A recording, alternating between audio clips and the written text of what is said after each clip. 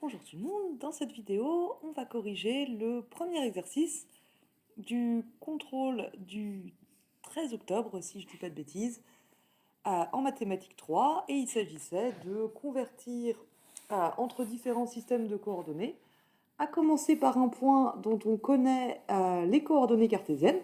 Donc A, c'est le point 3, 3, 7 en coordonnées cartésiennes, et on nous demande ses coordonnées cylindriques. Donc un petit rappel là-dessus, coordonnées cylindriques.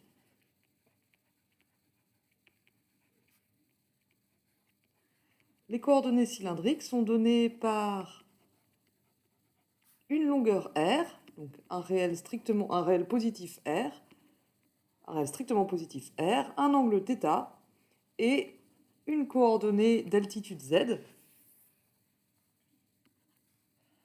avec r qui est la distance entre le projeté orthogonal de A sur le plan horizontal, OXY. C'est donc racine de x2 plus y2. Attention, c'est pas racine de x2 plus y2 plus z2. Ne pas confondre avec les coordonnées sphériques. Dans les coordonnées cylindriques, ce qui nous intéresse, c'est la distance, non pas entre l'origine et A, mais entre l'origine et le projeté xy0 de A. Et donc ici, ça nous donnait racine de 3 au carré plus moins 3 au carré, c'est-à-dire racine de 9 plus 9, donc racine de 18. Or, 18, c'est 9 fois 2, donc vous pouvez simplifier ça, si vous le souhaitez, en 3 racines de 2. Et θ, du coup,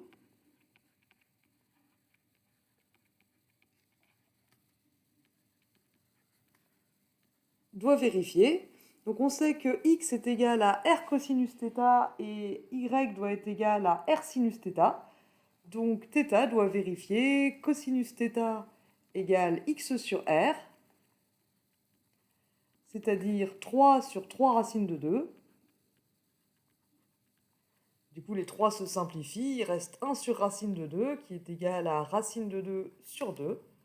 Et le sinus de θ doit être égal à y sur r, c'est-à-dire à moins 3 sur 3 racines de 2. Et là, de même, en simplifiant les 3 et en multipliant en haut et en bas par racine de 2, on obtient moins racine de 2 sur 2.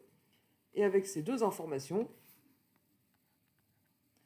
on conclut que θ doit être égal à moins pi sur 4. Alors, moins pi sur 4 modulo 2pi. Si vous avez mis 7 pi sur 4, ça marche aussi. Donc ici, on trouve θ égale moins pi sur 4. Ou si on veut un angle dans 0 de pi, θ égale à 7 pi sur 4. Toc, voilà, conclusion.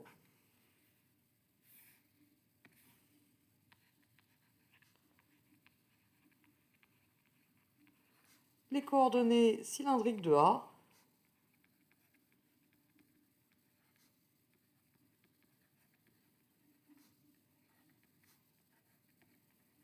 sont du coup 3 racines de 2, moins pi sur 4, ou 7 pi sur 4, et z on n'y touche pas, z c'est toujours 7.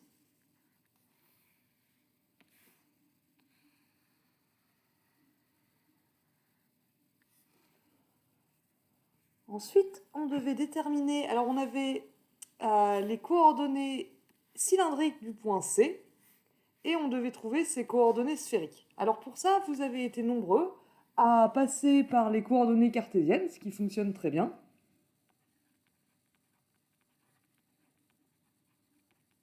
On veut les coordonnées sphériques du point dont les coordonnées cylindriques sont 4, 2pi sur 3 et 4. C'est bien ça, c'est bien ça. Donc je rappelle ici que quand je mets un petit c, c'est pour signifier qu'on parle des coordonnées cylindriques. Alors, une première chose qu'on peut faire, vous n'êtes pas obligé de faire comme ça, c'est juste une méthode possible. On peut le faire en deux étapes. D'abord, on calcule les coordonnées cartésiennes.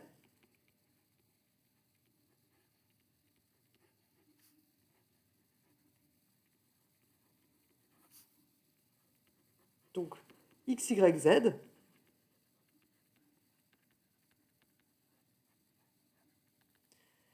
x dans ce cas-là est égal à... Donc c'est r fois le cosinus de θ. Ici, on a les coordonnées r, θ et z. Donc x ici, c'est r cosinus θ, donc c'est 4 fois le cosinus de 2π sur 3. Maintenant, le cosinus de 2π sur 3, c'est une valeur connue. Le cosinus de 2π sur 3, c'est moins 1,5.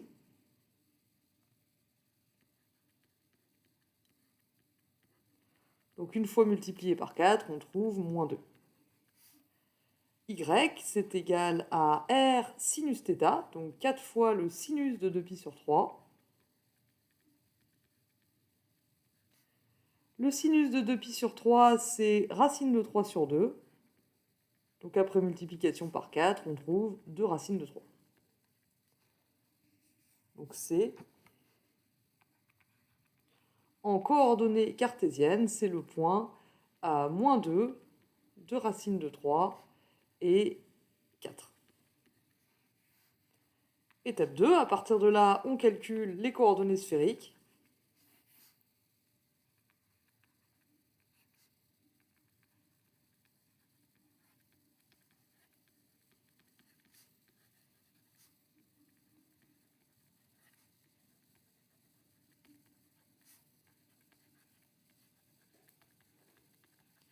Donc les coordonnées sphériques, elles sont de la forme ρ, θ et phi, si on utilise la convention avec la colatitude qu'on a utilisée jusqu'ici. Θ, c'est le même que pour les coordonnées cylindriques.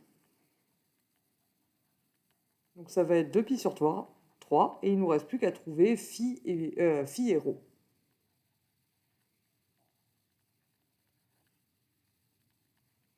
Θ, on l'a déjà, on cherche seulement ρ et phi. Maintenant, on sait que ρ, c'est égal à racine carrée de x au carré plus y au carré plus z au carré. C'est égal à racine carrée de moins 2 au carré plus 2 racines de 3, le tout au carré, plus z au carré, c'est-à-dire 4 au carré. Ce qui nous fait, donc ça va nous faire racine de 4 plus 16 plus 12, donc racine de 32. Maintenant, 32, c'est 16 fois 2. Donc en fait, c'est racine de 16 qui fait 4 fois racine de 2. Vous obtenez donc 4 racines de 2. Remarquez qu'ici, celui-là, vous pouviez le déduire directement à partir des coordonnées cylindriques sans passer par les coordonnées cartésiennes, puisque ça, c'est r au carré, le r qui est ici, là. Donc, si vous n'étiez pas obligé de passer par les coordonnées cartésiennes, vous pouviez aussi déduire le nombre ρ à partir des coordonnées cylindriques directement. Ensuite, on sait que donc, θ, c'est le même que les coordonnées cylindriques, c'est 2π sur 3, on l'a déjà. Et phi, c'est un angle entre 0 et pi.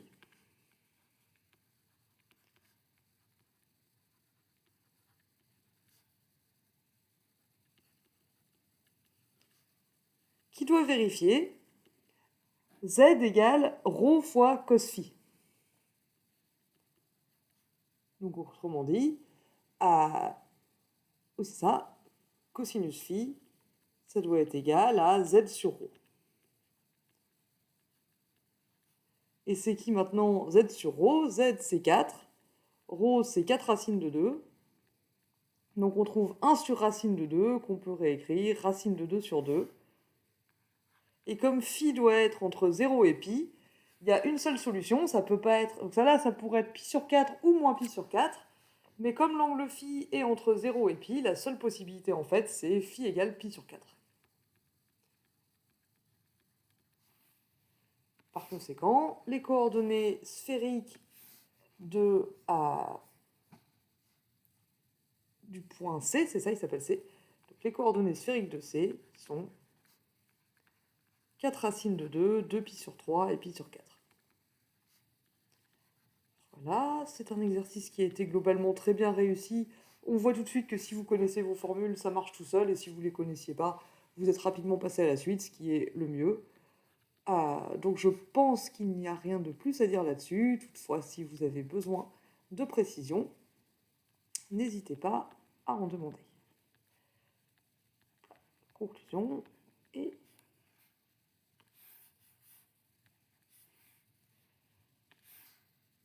je vous retrouve éventuellement dans une prochaine vidéo pour la correction de l'exercice 2.